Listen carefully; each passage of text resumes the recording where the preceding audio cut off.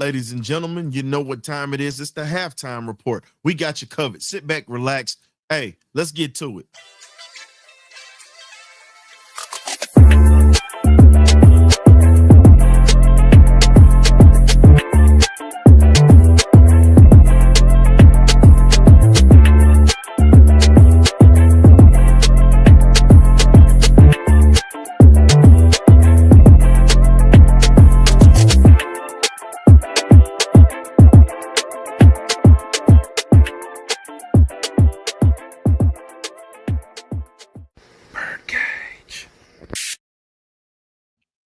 What's going on, ladies and gentlemen? You know what time it is. You either get right or you get left. You're going ahead and getting right with the halftime report with the historian. You know how we get down. Let's go ahead and get into it. The Falcons are definitely showing fight today because of the fact that, look, you don't want to lose to your hated rival. We're already 0-3 in the division right now, but I got to give it to this team. They're playing their ass off right now, and that's something that you got to give to them. It's 16-7. It's a rivalry game. We're on the road. New Orleans gets the ball back coming out of the half. So that last possession was critical for the Falcons at this point. If we're going to talk about it, we were able to steal points before the possession. If you're looking at it, a lot of you aren't Kirk Cousins fans. I get it. But the one thing that you can't say is that this man cannot run a 2-minute offense, which he's done. Now, let's go ahead and talk about it a little bit. We're going to go ahead and get into this first half when we look at how this ball game has been going. We knew that this was going to be a hard-fought game. We knew that this game was going to pretty much come down to pretty much the Falcons showing if they're going to have a heartbeat today, because the last thing you need to do is lose to this team. Now, we look good so far, but the only thing we have to cut out right now, the false starts. Elijah Wilkinson, hey, I know you got Cam Jordan, but you have to understand, sir, you cannot put yourself in a situation where you're killing us with the false starts. The momentum is shifting every time you do it. You have to get this thing straight, period. That right there literally killed us in this half. Now, y'all know who I'm getting ready to get on. Kyle Pitts, bring your ass front and center. We got to talk about this, sir. Listen. You have dropped 3 critical passes. Yes, you have 2 big catches in this game. One of those drops was for a pick 6. Come on, Kyle. You got to get it together. And let's talk about this. Kirk Cousins is putting it where it needs to be. You got to hold on to it. Darnell Mooney has hands today. Shout out to Mr. Mooney. And also, got to give a shout out to Rayburn County's own Georgia Bulldog, Mr. Charlie Warner. Now, Uncle Charlie is letting you know that I'm not just a blocking tight end. Most of us dog fans already knew this, but now you're using him. You're seeing that he brings value to this team with being able to move the chains. So I'm just going to say it like this here. Start feeding 89 a little bit more. Go on ahead and start feeding Charlie, because Charlie is a guy that they're not prepared for. Charlie can actually make things happen in this passing game. He's definitely a guy who can hurt you when you least expect it, which he's able to make plays. So shout out to Charlie Warner today. Tyler Algier, they're actually using this boy today. Continue to feed him the rock. Stop taking the ball out of his hands. New Orleans does not want to tackle this guy. I understand people have an affection for Mr. Bijan Robinson, and he's definitely a great player, and he set up a few things, but you got to have a great balance with this. Let's look at it. We have 10 first downs in this ball game to their 6. You have 5 rushing and 5 passing. On third down efficiency, we need to get a little bit better. We're 2 out of 8. Can't be getting off the field like that. Fourth down efficiency, we just got it with the Felipe Franks run to set us up at this point. So shout out to Felipe for doing that. We've run 39 total plays for 191 yards. We have a good balance right now when it comes to what we're doing. You got 100 yards passing and almost 100 yards rushing. So there's a balance there. 91 yards rushing and 100 yards rushing. You're looking at Kirk is 14 out of 20. He has an interception, but that wasn't on him. That was on Kyle Pitts. So I'm not going to sit there and let y'all rag on him like that. I'm not the biggest Kirk fan, but I call a spade a spade. Now with the rushing attempts, we have 16 rushes on the ground for 5 0.7 yards a carry. You're averaging pretty much five, almost 6 yards a carry. So you must continue to keep them off balance and push them. We are 1-2 out of red zone attempts. You got to get that number cleaned up if you want to win this game on the road. 3 penalties for 14 yards. Got to clean up the penalties because, as I said before, that right there is going to control a lot of things. Now, shout out to Zane Gonzalez today. Got to give him his credit today because Zane Gonzalez saved a touchdown, and DeMarco Hellams, who you guys love and want to say he's a hit man, this is one of the reasons why he does not start and he doesn't get much playing time. Too many missed tackles. That is a problem. Now, Zane Gonzalez let you know he was a football player because he went up, got his nose in there, made the tackle. He's made critical field goals in this ball game to give us the lead right now, and he's showing that he has a leg. So I'm not saying, look, I need to see a whole season of Zane Gonzalez. Good player, has showed up today, and he's earning his paycheck. I'm going to give him credit, but I'm not sold on the bill of goods yet. I can't do it. I have to see a whole season of that. Now, what we have to continue to do is we have to continue to get those guys off the field. Jesse Bates is a little banged up. We'll find out his status later on in this year. The other thing that we've got to start doing is what you're seeing.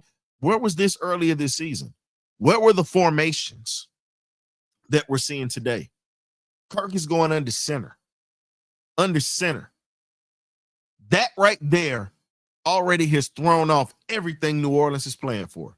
You've got to continue to go under center. Now, one of the reasons why we probably didn't go under center with Penix is because his footwork is bad. Got 2 left feet. He can fix that in the offseason. Got to get better at getting under center. Now, Kirk is a veteran. I expect that from him. Now, what we have to do better with, keeping the defense on the side and keeping them energized at this point. Period. You must keep your defense in a position to where they're rested, and honestly, you have to keep them in attack mode. That is how you're going to win this ball game on the road in a hostile environment with the rivalry crowd, as well as your team, as well as the rivalry team. Now, here's the other thing that you got to look at. Start running draw plays in the second half. The draw is opening up. They're actually moving the middle of the field. Pay attention to that, folks. They're so concerned with the perimeter, the middle of the field is wide open. Start gashing them with Tyler Algier. Start using Bijan in different kinds of traps and counters and giving him cutback lanes inside where he disappears and he can pop out and get to that second level. We have to start being able to take what they're going to give us. Right now, we're not going to take what we want just yet. It's just not going to happen. Fourth quarter, you take what we want. Third quarter, you take what they give you and you hurt them with it. So as soon as they make that adjustment, you start throwing over the top with Mooney. You continue to keep throwing over the middle with Charlie Warner. That was a hell of a play where he shucked off that defender who tried to tackle him. That's the Charlie Warner that was out of Rayburn County, pretty much Tiger, Georgia kid, definitely did his thing. So again, shout out to those guys out there that's getting it done. We just have to be consistent. The defense is hidden. That's nothing new, but it's a lot better because it's in a rivalry game. And right now, they're playing for pride. This is a pride game right here. If you want to talk about pride, let's talk about it. Look, the season hadn't been going the way we wanted it to, but the step in the right direction is hitting these damn Saints with a bag of chisels and walking over their dead bodies right now. That is what you do to set the tone for the rest of your season. You beat your hated rival who smelt blood in the water. They thought this was going to be sweet. Now, you have to finish the ball game, period. You have to finish the ball game, period. If you cannot finish this ball game, this right here is a fireable offense. I'm going to say it. You got the lead. You're on the road. Your team is clicking. Do not shoot yourself in the foot. Do not do it. Because right now, you have a team, and we're playing, let's be honest, you got 2 bad teams playing with each other, period. We're not a good team right now. We're bad. We have to prove that we're a good team. We have good players, but as an overall, we're not a good team. We're at the bottom of the division, just like the Saints. 2 bad teams. But the way that you can salvage that and change that and at least have a winning record at the end of the season is by winning this ball game. You start by doing the little things. The little things. Win this game. Fix your special teams. Because I'm going to be honest with you. At this point, our special teams coordinator got to go. Period. Say what you want, but he got to go. Because it's been too many big runs that we've given up this season. Too many big runs that we've given up this season on kick returns or on punt returns. Guys not understanding. Stay in your lanes. Understanding the fact that I need to take better angles while I'm coming downfield 100 miles an hour. I got to be able to push this gunner into the lane and pretty much into the lane that the return man has. You've got to start thinking. Your IQ has to be high. And you have to realize this, man. Until we start getting someone in here to teach these guys basic fundamentals of just special teams, it's really like a Chinese fire drill. Period. That's the best way I can describe it. But like I said, we ended up handling our business in the first half. We need to finish strong. Losing to the Saints is not negotiable. It's non-negotiable. Look, every other game stunk, but damn it, losing to these bums, and they have less losses than we do. I mean, they have more losses than we do and less wins than we do. Oh, hell no. You don't lose to the Saints. No matter any circumstance. The season could be in the toilet bowl, but you don't lose to these bums. Hell no. Now, normally I have a little bit of diplomacy with the halftime show, but we're talking about the New Orleans Saints. I can't stand them bastards for anything. Excuse my language, but it's just what it is. We have a lot of pieces with this football team, period. A lot of pieces that we've got to get better at putting this thing together. That is what we have to do. We have to get better at understanding who the hot hand is. Right now, Charlie Warner is your hot hand at tight end. Tyler Algier, hot hand at running back. Bijan, pretty much getting heated up. This second half, go back to these guys. Darnell Mooney, hey, man, he got hands instead of feet. For the longest, he had feet for hands this year. But now we're seeing that he's able to catch the ball. You're seeing him attack the football at the highest point or go after the ball. So at this point, you just have to continue to keep this thing going, period. The best part about this game, Atlanta is playing their ass off right now. They're playing their asses off right now. And they're trying to make this thing happen. But the only way that you can make this happen, physical football from start to finish, consistency with moving the football and controlling the time of possession and controlling the clock. That's pretty much what you have to do.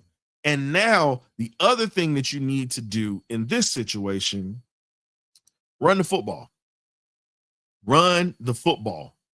If you ever notice this, Zach Robinson is getting an earful from Kirk every time he comes to the sideline. This is what you call a consummate professional. No, a lot of people don't like him, but the one thing you can't say about him, the man know how to play. The man can play football. Might not be consistent, but when he's on, he's on. Pretty much like a microwave. When you heat him up, you're going to get your popcorn heated. But if he's cold, the fuse is blown, you're literally just going to have cold soup. That's just how I look at it at this point. Now, the second half, continue to attack. Don't shoot yourself in the foot with bad penalties. Take care of the football and stop putting the ball in harm's way. Right now, I ain't even looking at Pitts. I'm just going to tell you that now. If I'm Kirk, I'm not looking at Pitts. I'm going to the tight end that can catch the football at this point. But we'll find out how this game ends, whether we're going to have a party line or a benediction line today with the Falcons and the Saints. So y'all be blessed. We'll catch you at the post-game show. Ghosts.